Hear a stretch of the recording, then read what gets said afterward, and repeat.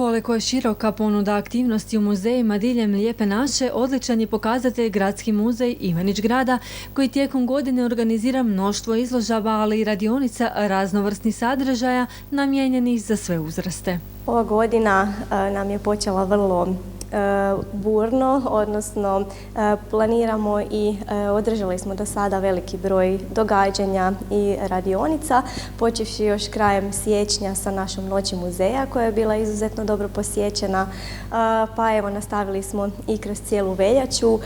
U stvari održali smo evo sad za zimske praznike školske niz radionica. U ponedjeljak smo imali radionicu origami, to je naš suradnik Mladen Puljek, koji je inače entuzijast u izradi predmeta u origami tehnici, nam vodio. Zatim smo imali tkanje za velike i male koje je vodila Dalija Cundić. Izrađivale su se i makete od štapića tvrđe, što je povezano sa prošlošću Ivanić Grada, ali i izložbom koja je trenutno otvorena. Održana je i igraonica društvenih igara te pričaonica i čitaonica Putovanje u prošlost. Prije ovih školskih praznika također smo održali nekoliko radionica izrade etnonakita sa našom Marijanom Gazić, a tijekom cijelog ožujka nas još očekuje jako puno toga.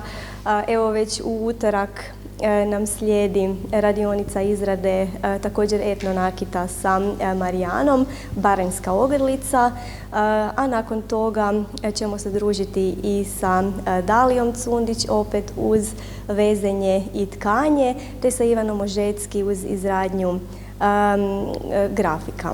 Odaziv na radionice je više nego dobar, napominje Petra te nastavlja. Evo, radionice su uglavnom namijenjene djeci, iako ne sve. Mnoge su namijenjene i odraslima, recimo tkanje, vezenje i slično. Ali evo, što se djece tiče, mogu reći da je odaziv jako, jako dobar, puno bolji nego za odrasle, ali sve u svemu jako smo zadovoljni, evo kako napreduje. Ova izložba koja nam je trenutno otvorena, Vojna krajina, uz nju su nam i vezane sve radionice, dakle jedan ciklus radionica ukrašavanje u Vojnoj krajini, zato je dakle izrada nakita, vezenje i slično.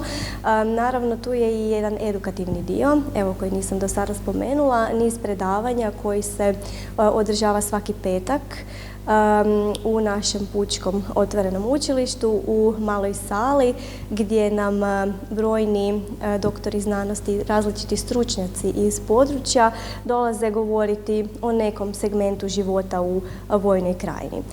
Izložba će nam biti otvorena do 23. tako da će svi programi biti vezani u stvari uz izložbu.